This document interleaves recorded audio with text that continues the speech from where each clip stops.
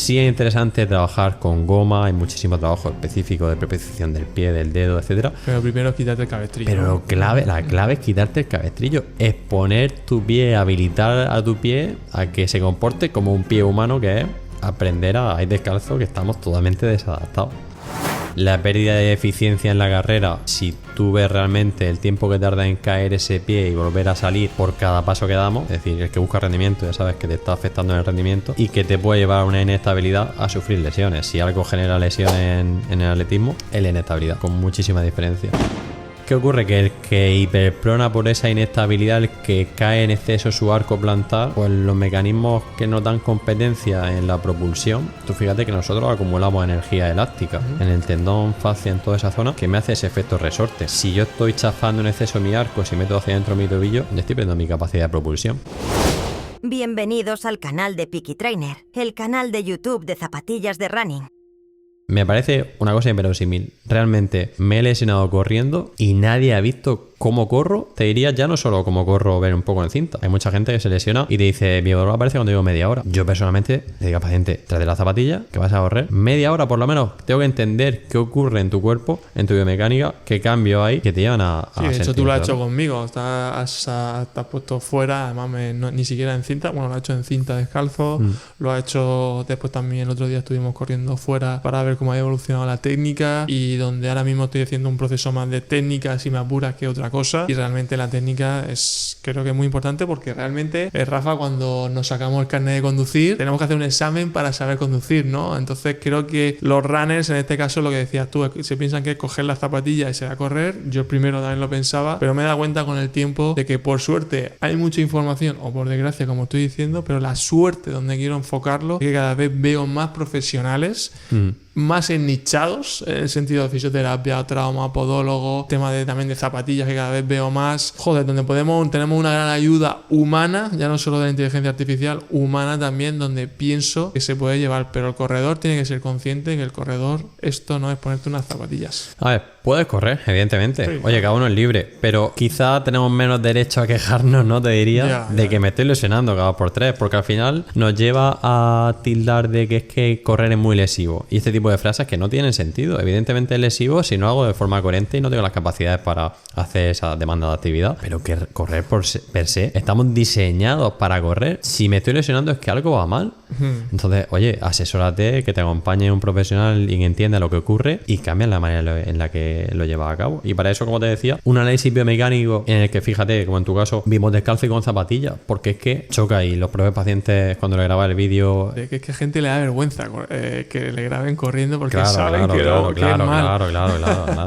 A ver, sospechamos que algo no estamos haciendo bien, y por supuesto, ojo, nadie va a correr perfecto, y no estamos hablando de una mejora estética de la carrera. Sí. Es decir, hay muchas desalineaciones biomecánicas que vamos a encontrar, a veces incluso hiperpronaciones más, que son adaptativas del paciente y que son necesarias en muchos casos, pero hay que ver cuando esa adaptación ha superado las capacidades que uno tiene y me genera una lesión, si es necesario modificarlo. Pero como te decía, en el análisis biomecánico, fíjate lo interesante de trabajarlo, que ves a un paciente y lo grabas corriendo. La semana pasada pasó con un atleta que en su caso estaba adaptado ya, llevaba guarachas, las zapatillas estas muy minimalistas, estaba en cierto modo adaptado, y hicimos una grabación en la que el paciente corría con zapatillas y aterrizaba 100% de talón.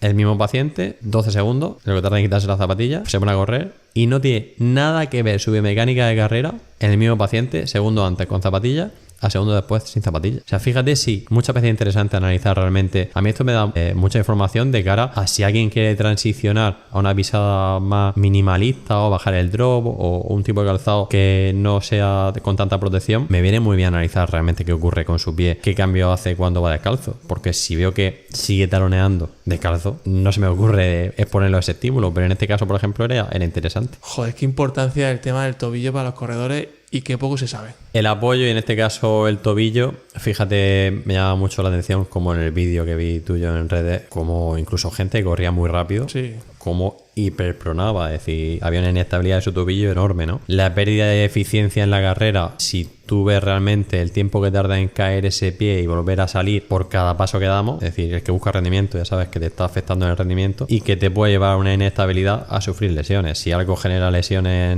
en el atletismo, es la inestabilidad, con muchísima diferencia. Entonces una pisada inestable, pues es un problemas. Incluso, como te decía, en gente que corre y que puede correr muy rápido. Pero oye, quizás podrías correr más rápido y quizás podrías no sufrir mucho de los dolores que estás sufriendo si cuidas eso. ¿Qué supone esa pronación o esa hiperpronación para ello? ¿Y cómo podemos aconsejarle, cómo podemos guiarle hacia un buen camino? Pues mira, la hiperpronación viene en la pérdida de las capacidades de mi pie y mi tobillo de generar estabilidad. Uno cuando empieza, es decir, si analizamos a veces, antiguamente, ya por desgracia se ha denostado, ¿no?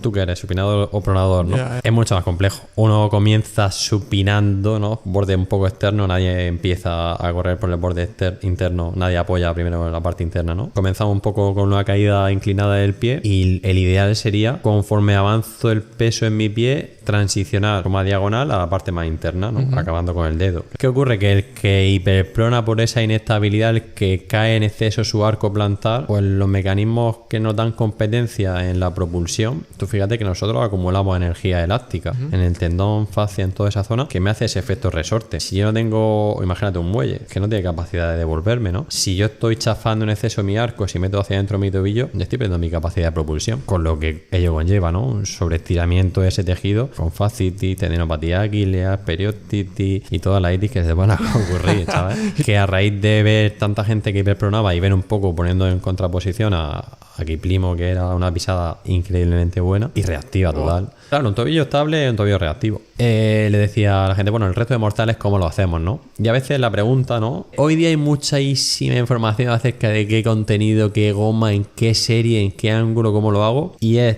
totalmente, no tiene ningún sentido si mi pie no está adaptado a ir descalzo. Es decir, es totalmente irrelevante lo que me quería referir. Da igual, poner el ejemplo del cabestrillo, ¿no? Si yo tengo un cabestrillo siempre en mi brazo, el ejercicio que yo me quito el cabestrillo y muevo mi brazo puede ser el mejor ejercicio del mundo, con goma, peso, lastre, la kettlebell, da igual, que si me vuelvo a poner en mi cabestrillo, mis capacidades no se van a desarrollar. Por lo tanto, sí es interesante trabajar con goma, hay muchísimo trabajo específico de propulsión del pie, del dedo, etcétera. Pero primero es quitarte el cabestrillo. Pero la clave es quitarte el cabestrillo, es poner tu pie, habilitar a tu pie a que se comporte como un pie humano, que es aprender a ir descalzo, que estamos totalmente desadaptados. Porque ¿qué beneficio tiene esto de ir descalzo? Y sobre todo, una cosa que yo más te he escuchado, el tema del glúteo medio, del dedo gordo del pie, el hallux, ¿no? ¿Cómo afecta todo esto? Explícanos también ese tema, que también es un buen melón, pero que sobre todo es muy importante para el corredor. Y una de las cosas que más me dijiste al principio, en plan, ¿cuánto tiempo te tiras sentado en la oficina? Y yo te dije, pues hombre, 8, 7, no, como tú con la consulta no sabía las horas que echarle, pero cuando lo piensas, es que nos tiramos muchísimo tiempo sentados en la oficina y tenemos el glúteo medio en cabestrillo. Hoy día el sedentarismo y el desarrollo de la actividad laboral que realizamos en gran medida es mucho tiempo sentado, y los problemas son asociados a eso, son muy grandes. Respecto a la adaptación que teníamos hoy descalzo, que me preguntaba antes, pues la respuesta sería un poco, muchos de los pacientes siempre digo, mira, si miras para atrás, acerca de muchas dudas que tenemos de si esto me va a venir o no me va a venir bien en mi salud, si miras para atrás no te vas a equivocar. Es decir, ¿tú crees realmente que a nivel evolutivo estamos diseñados para esto? Llevamos millones de años descalzo, para que cojas perspectiva, ¿no? Porque la gente dice, bueno, es que el ser humano lleva toda la vida descalzo y tal, lo vemos como un poco así difuso. El calzado ha aparecido hace 30-40 mil años. La amortiguación ha aparecido en los 70 con Nike. Si esto me lo llevo para que lo aterricemos un poco y cojamos perspectiva, imagínate que tú y yo vamos descalzo durante un año. Ese es el tiempo que estamos adaptados el ser humano a ir descalzo. ¿Tiene sentido ir descalzo? Evidentemente estamos diseñados para eso. Estamos tan desadaptados que hoy día la gente le da miedo y nota que es lesivo. Evidentemente, ¿sabes qué pasa? Que nuestros genes, ¿no?, están adaptados a esa exposición del pie totalmente libre. Sin embargo, desde que somos un bebé nos ponen unas zapatillas para estar en la cuna. Entonces estamos perdiendo esa adaptación y eso nos lleva a sufrir muchísimas lesiones. Tenemos luego que volver a recuperar una función. En la respuesta que me comentaba, ¿qué tipo de ejercicio? Oye, recupera primero, despierta tu pie, quita ese cabestrillo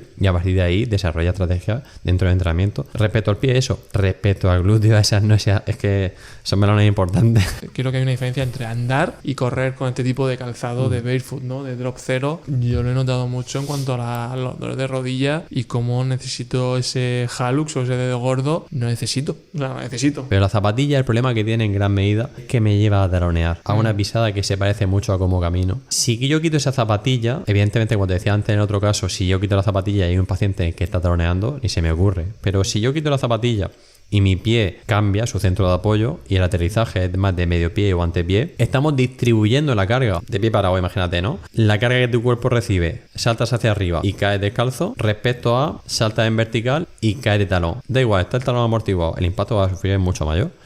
Es decir, tu cuerpo distribuye ese impacto en el resto de articulaciones. Por lo tanto, la manera en la que corremos, ¿vale? Que la gente se nos va a tirar a acusarnos de que eso es súper lesivo. Si no tengo la capacidad para hacerlo, evidentemente... Y progresivo, ¿no? También, que tiene que ser algo progresivo, porque es verdad que lo que dice todas las zapatillas, y sobre todo el otro día lo estaba yo analizando, las zapatillas de Nike, la rodadora, Pegasus sobre todo, que es una mítica, Vomero, muchas de las míticas de Nike. Digo Nike porque principalmente estéticamente el ojo se te va a Nike, todas son de drop 10. ¿Qué significa eso? Estamos reventando a que la gente corra de talón, es algo que es impresionante y algo que obviamente creo que nos está diciendo aquí que se corra de repente con zapatillas estas de barefoot, pasar del 10 al 0, pero sí que creo que esa evolución va a hacer mejorar mucho al corredor. No todo el mundo tiene esa paciencia, ¿no? Entonces, en ese caso, si no me va a hacer caso y quiere correr, está bien que use un drop alt, porque vamos a proteger. No soy partidario de que exista ese tratamiento porque es un parche, pero estamos protegiendo y le estamos permitiendo la libertad de que corra y se ponga al impacto. Te lo compro. Pero al final, si estamos enseñando, si queremos realmente buscar salud, eficiencia de carrera, prevención de lesiones, tenemos que irnos a bajar un drop en el que nos va, como te decía, a llevar a una pisada más natural, más de medio pie, más de la parte anterior. Hoy día ya se sabe que el drop bajo nos lleva a una pisada mucho más natural, más coherente y a trabajar esas estructuras que nos dan competencia en el arco plantar y nos propulsan. Entonces la industria quizá ha dicho, vale, va a tener drop bajo, pero va a tener un calzado maximalista y super amortiguado. Y ya ese beneficio del drop bajo, entonces la gente dice, no, es que la zapatilla ya es muy poquito drop. Claro, es muy cómoda y por eso nos seducen, ¿no? Porque realmente la zapatilla es muy cómoda, pero es que el exceso de comodidad nos debilita para todo y en el calzado es un problema porque al final me genera inestabilidad. Respecto al drop del calzado, fíjate, interesante que la gente entienda que existe un acortamiento de mi zona posterior. Si yo trabajo en menos rango, estoy provocando que luego cuando yo use una chancla de estar por casa que tengo un drop 0, yo estoy adaptado a trabajar en un rango muy limitado y de repente quiero correr con otras zapatillas con menos drop o hacer una vida cotidiana con un calzado de caminar, de pasear, y mi tendón de Aquiles o mi fascia trabaja en un rango muy diferente y eso me va a llevar a lesiones, evidentemente.